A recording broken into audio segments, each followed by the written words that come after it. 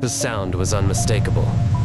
A tearing, ripping roar that soldiers described like cloth being shredded at impossible speed. Allied troops called it Hitler's Buzzsaw. When that sound echoed across a battlefield, entire squads froze. Men who'd trained for months to face enemy fire found themselves paralyzed by pure, primal fear. The US Army had to make a training film just to teach soldiers how not to panic when they heard it. This was the MG-42, and it was just the beginning.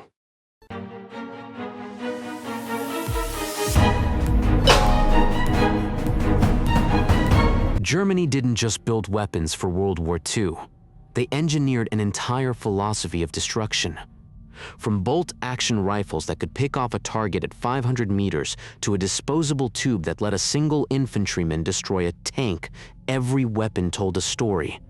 A story of brilliant engineering, desperate obsession, and a regime that pushed the boundaries of what weapons could do right up to the moment it collapsed. But here's what makes this story truly unsettling. The weapons Nazi Germany created didn't just shape the war. They shaped every war that came after. The assault rifle in a modern soldier's hands today? Its ancestor was born in the ruins of Berlin. The concept of a disposable anti-tank weapon, perfected in a desperate German factory in 1943. The machine gun design that NATO still uses? It started here. This is the complete story of Germany's World War II arsenal. Not just a list of weapons, but the dark genius behind each one. The men who designed them, the soldiers who carried them, and the terrifying legacy they left behind that still shapes warfare to this day. Every German soldier who marched into Poland in 1939 carried the same weapon, the Karabiner 98K, the backbone of the Wehrmacht infantry, the rifle that armed 14 million men across every front of the war. It was a bolt-action rifle. One trigger pull, one bullet.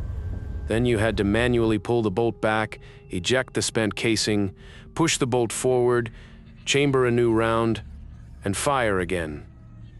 By modern standards, that sounds painfully slow. So why did Germany stick with it for the entire war? Because the Kar 98K was built on decades of Mauser engineering, chambered for the powerful 7.92 by 57 millimeter Mauser cartridge. This rifle could put 5 consecutive shots within a 12-centimeter circle at 100 meters. That's roughly the size of a dinner plate. German soldiers didn't need to spray bullets. Their training emphasized marksmanship. Every shot needed to count. And with the Kar 98K, every shot could.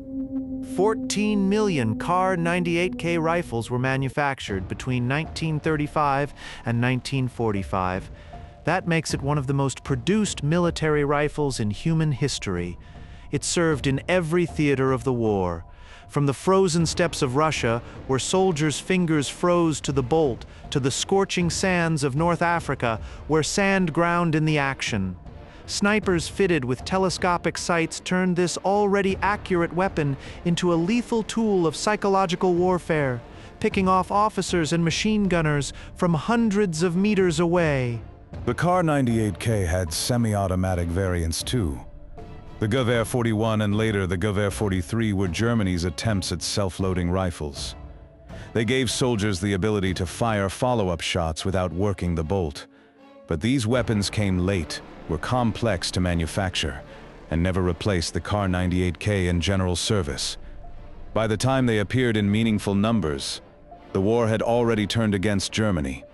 But by 1941, something was changing on the battlefield that the Kar 98K couldn't address.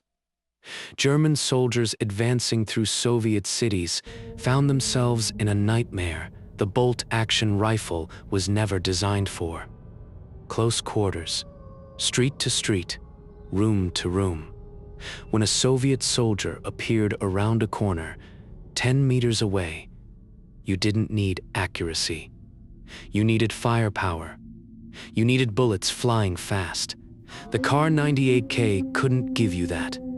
Enter the MP40, The weapon that would become the most iconic submachine gun of World War II, designed by Heinrich Vollmer and entering service in 1940, it fired 9mm parabellum rounds from a 32-round magazine at 500 rounds per minute. It was compact, reliable, and devastating at close range. But the real revolution wasn't the firing rate. It was how the weapon was built. Instead of expensive machined components that required skilled labor and precision equipment, the MP40 used stamped steel and welded assemblies. This was a manufacturing revolution. Factories could produce them faster and cheaper while maintaining battlefield reliability. It was the first submachine gun with a folding metal stock, making it perfect for paratroopers jumping out of planes and vehicle crews crammed into half-tracks. The design philosophy was simple: function over form, speed over precision. German squad leaders, paratroopers, and mechanized infantry carried the MP40 into every close quarters fight across every front. Its relatively low rate of fire of 500 rounds per minute was actually an advantage. Soldiers could control their bursts, putting rounds on target instead of spraying wildly. And the weapon could be field stripped in minutes without tools. Mud, sand, freezing cold. The MP40 kept firing when other weapons would have jammed solid. But there was a problem. The Soviet PPSH-41 submachine gun carried 71 rounds in its distinctive drum magazine. Against that kind of volume, the MP40's 32 rounds felt inadequate. German soldiers in urban combat learned to make every burst count, but the disparity in ammunition capacity was a real tactical disadvantage on the Eastern Front. When you're clearing a building room by room, running out of ammunition mid-firefight is a death sentence. By war's end, approximately 1.1 million MP40s had been produced. And here's the telling detail that speaks louder than any specification. Captured MP40s were often preferred by Allied soldiers over their own submachine guns. When your enemy chooses to carry your weapon instead of theirs, that's the ultimate endorsement of engineering. The MP40 had earned respect from both sides of the battlefield. But if the MP40 was iconic, what came next was terrifying. The MG42 didn't just kill soldiers. It broke their minds. 1,200 rounds per minute. Let that number sink in. That's 20 bullets every single second.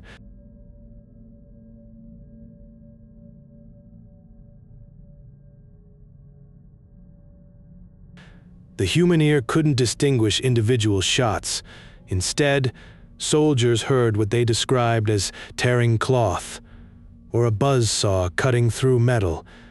American GIs called it Hitler's Buzzsaw.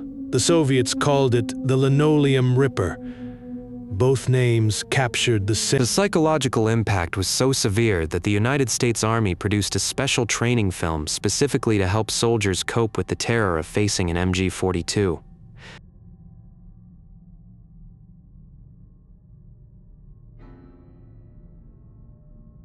The film literally told GIs, and I quote, "That weapon makes a distinctive sound. Don't let it panic you." They had to train men not to freeze when they heard it.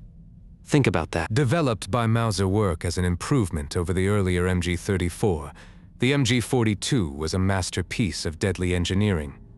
Like the MP40, it used stamped steel construction instead of machined parts, making it faster and cheaper to produce while actually improving reliability. It weighed 25.5 pounds and fired the powerful 7.92 by 57mm Mauser cartridge. It could serve as infantry support, vehicle-mounted defense, or even anti-aircraft fire. One weapon, 3 roles, maximum destruction. The MG42 was also brutally practical in its design. A trained crew could swap its barrel in under 7 seconds using the carrying handle. No tools required. No complicated procedures. Just pull the hot barrel out, slide in a fresh one, and keep firing. This meant that unlike Allied machine guns that required minutes of downtime for barrel changes, the MG42 could sustain devastating rates of fire almost indefinitely as long as ammunition held out. But its extraordinary rate of fire was also its greatest weakness. At 1,200 rounds per minute, the MG42 could exhaust its ammunition supply, terrifyingly fast. A 250-round belt could be gone in under 13 seconds of sustained fire. That's less time than it takes to read this sentence. Squad leaders had to enforce strict fire discipline, ordering short controlled bursts instead of sustained fire, because running out of ammunition on the Eastern Front meant death for the entire squad. The MG42 didn't just dominate World War II. Its design philosophy lived on long after the Third Reich fell. After the war, the MG42 was rechambered to fire 7.62 by 51 mm NATO rounds and redesignated as the MG3.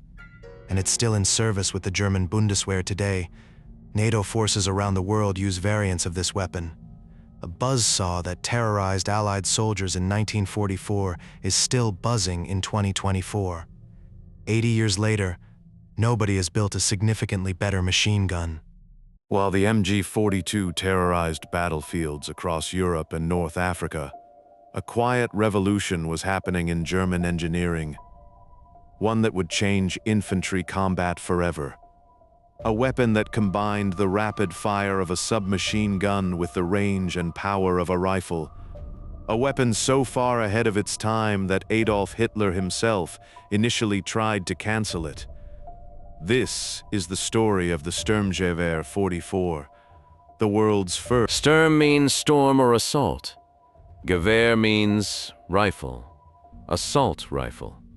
Hitler himself coined that term in 1944 when he finally embraced the weapon he'd once ordered canceled. But the story of the SNG 44 begins years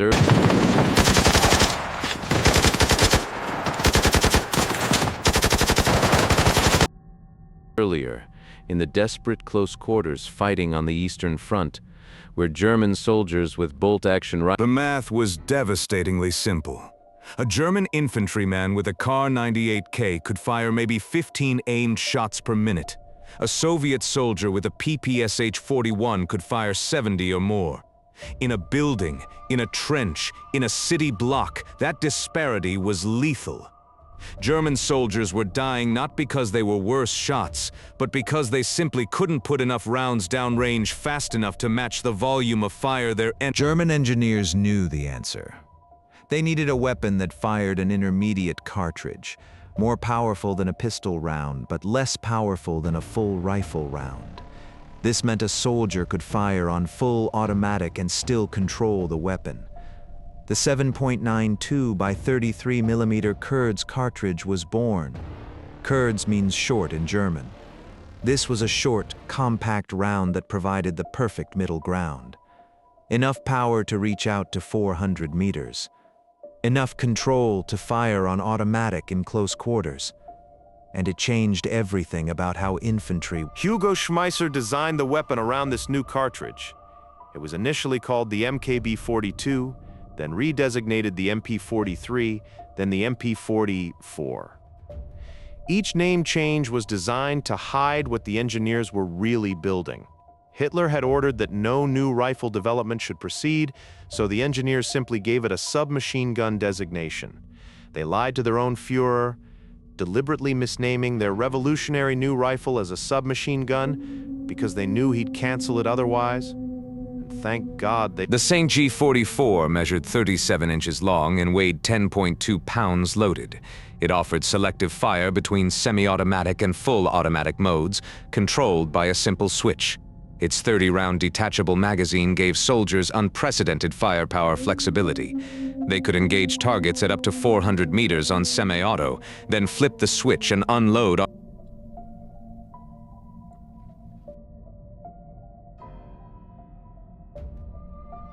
In combat, the St. G44 was devastating. German troops equipped with it could suppress enemy positions more effectively than riflemen with Kar 98Ks, while maintaining superior range compared to submachine gun users with MP40s. It occupied the perfect middle ground.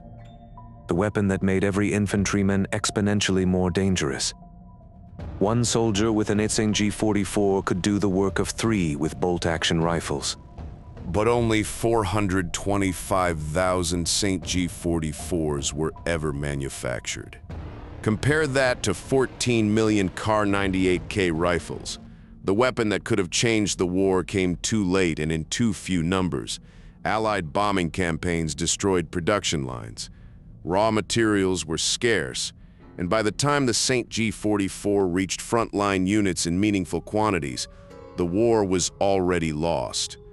Germany had built the future of infantry combat, but yet the St. G-44's legacy proved far greater than its wartime service. When Soviet engineers examined captured examples, they understood immediately what they were looking at. The concept of an intermediate cartridge in a selective fire weapon directly influenced Mikhail Kalashnikov's work on what would become the AK-47. Whether through direct inspiration or parallel engineering, the assault rifle that armed nations across the Cold War shared the St. G-44's revolutionary DNA. Every modern assault rifle, from the M16 to the FN-FAL to the G-36, traces its conceptual ancestry back to this one weapon. And it's still being found in conflicts today. In 2012, Syrian rebels uncovered St. G-44s in caches and actually deployed them in combat. In the chaos of civil war, 70-year-old German rifles were still killing people. The St. G-44 didn't just equip soldiers in 1944. It redefined what a soldier could be, and its shadow stretches into the present day. While the St. G-44 represented Germany's most forward-thinking engineering, the weapons soldiers carried on their hips told a different story. The sidearms of the Wehrmacht ranged from works of mechanical art to pragmatic tools of war. And no pistol captures that range better than the Luger P-08. The Luger P-08. Perhaps the most recognizable pistol in military history. Its distinctive knee-joint toggle lock mechanism was an engineering marvel. When you fired a Luger, the toggle lifted upward like an elbow bending, ejecting the spent casing and loading the next round in a single fluid motion. It was beautiful. It was precise. It was also overly complex, expensive to manufacture, and prone to jamming in the mud and dirt of actual combat. The Luger was everything people loved and hated about German engineering in one elegant package. The Walther P-38 replaced the Luger as Germany's standard service pistol in 1938, and it was everything the Luger wasn't: reliable, simple, mass-producible. Its double-action trigger meant a soldier could carry it with a round chambered and fire it without manually cocking the hammer first. That saved fractions of a second in combat. Fractions that measured the distance between life and death. The P-38 was German engineering learning the hardest lesson of war. Perfection is the enemy of good enough. Then there was the Mauser C-96, nicknamed the broom handle for its distinctive round wooden grip. This was an older design, first produced in 1896, but it still saw service throughout World War II. It even had a wooden shoulder stock that doubled as a holster, turning a pistol into a makeshift carbine. It was a weapon from another era that simply refused to die. German officers carried it as a status symbol. The broom handle was an antique that kept finding its way into modern war. German pistols tell the story of a military that started with elegant over-engineering and ended with brutal pragmatism. The Luger was a symbol. The Walther was a tool. By the war's final months, even the P-38 was being simplified. Late-war P-38s lost their polished blue finish and appeared in rough gray Parkerized coating, function over form, survival over style. When your cities are being bombed flat and your factories are collapsing, you stop caring how pretty a pistol looks. Now we come to perhaps the most desperate category of German weapons, the anti-tank arsenal. In 1941, German infantry had virtually no answer to Soviet T-34 tanks. The anti-tank rifles were obsolete. Artillery was too slow to respond, and the tanks just kept coming. Wave after wave of Soviet armor rolling across the steppe. What Germany needed was a miracle. What they got was a disposable tube that changed infantry warfare forever. The Panzerfaust. The name means armor fist or tank fist, and it was revolutionary in the most literal sense of the word. It was the world's first disposable anti-tank weapon. You picked it up, you aimed it, you fired it, you threw the empty tube away. The first Panzerfaust model appeared in July 1943. By the end of the war, the design had evolved through multiple variants, each with increasing range and penetrating power. The Panzerfaust 100 could penetrate 200 millimeters of armor at 100 meters. That was enough to destroy any tank on any battlefield, and it cost roughly the equivalent of a few days' wages to produce. A weapon that cost pennies could destroy a tank that cost a fortune. This was asymmetric warfare before anyone had coined the term. On the streets of Berlin in April 1945, the Panzerfaust was everywhere. Old men and teenage boys, the Volkssturm, Germany's last-ditch militia, crouched behind rubble with these disposable tubes, waiting for Soviet tanks to appear around the corner. The weapon that had been designed as a last resort had become the last defense of a dying nation. And it worked. Soviet tank losses in the Battle of Berlin were catastrophic. Even in defeat, these disposable weapons were killing tanks by the dozen. If the Panzerfaust was the disposable solution, the Panzerschreck was the reusable one. Based on captured American bazookas, the Panzerschreck fired an 88mm rocket that could penetrate 100 millimeters of armor. Its nickname among German troops was Ofenrohr, meaning stovepipe, because that's exactly what it looked like. A stovepipe that could kill a tank from 150 meters away. The Panzerschreck had one terrifying drawback. When fired, it produced a massive backblast of flame and smoke that could burn anyone standing behind the operator. Early models required the operator to wear a gas mask and protective clothing just to fire the weapon. Later models added a blast shield, but the danger remained. Every shot was an act of calculated courage. You were betting that the tank in front of you was more dangerous than the fireball behind you. Then there were the weapon soldiers threw by hand. The steel hand granate, the stick grenade, is perhaps the most recognizable weapon of World War II. Its distinctive wooden handle with the round charge on top made it instantly identifiable. Even people who know nothing about military history can picture it, but its design was pure pragmatism. The handle allowed soldiers to throw it significantly farther than a conventional grenade, up to 30 meters compared to about 15 for Allied pineapple grenades. In combat, those extra 15 meters of throwing distance could mean the difference between killing the enemy and blowing yourself up. But the stick grenade had a deadly secret modification. German soldiers discovered they could bundle up to 6 additional charge heads around a single stick grenade, tying them together with wire or cord. This was the Geballte Ladung, the concentrated charge. The explosion was devastating enough to destroy light vehicles, bunkers, and even tanks when placed directly on their armor.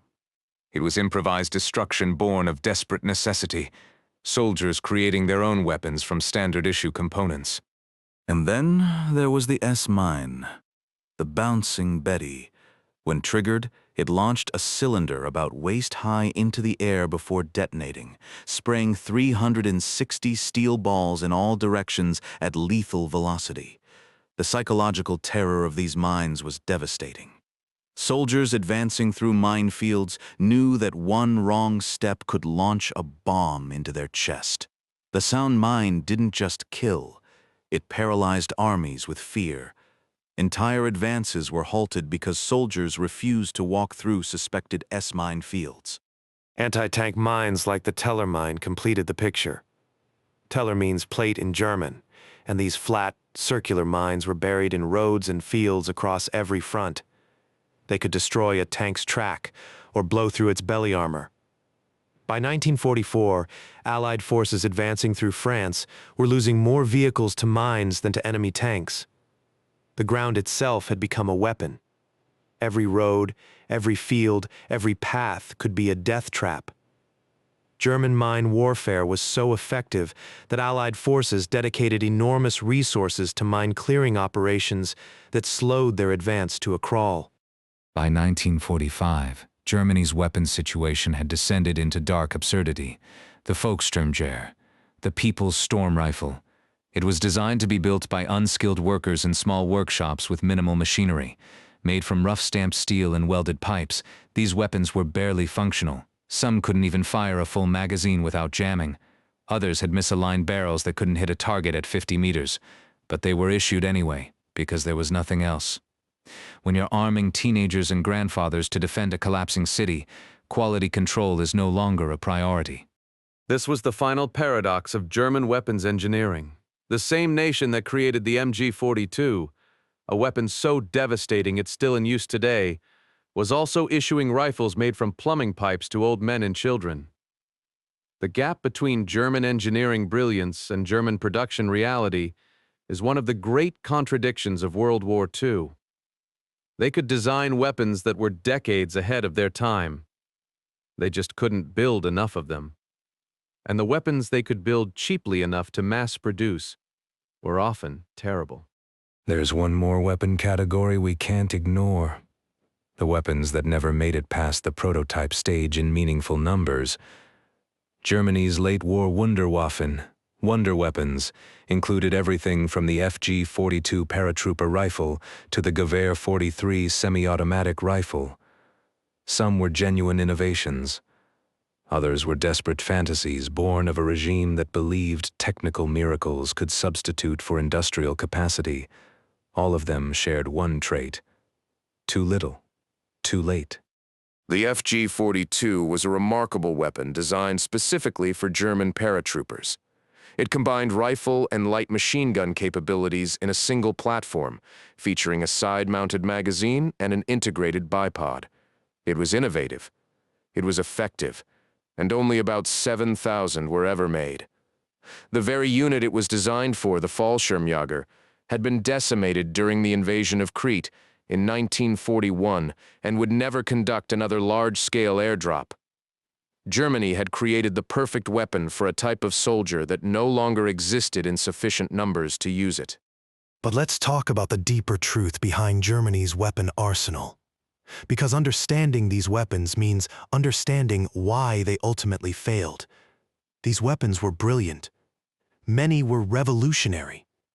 And they still lost the war. Why? Because individual weapon superiority means nothing when your factories are being bombed around the clock, your supply lines are cut, and you're fighting a two-front war against nations that can outproduce you 10-1. The numbers tell the story. The Soviet Union produced over 6 million PPSH-41 submachine guns during the war.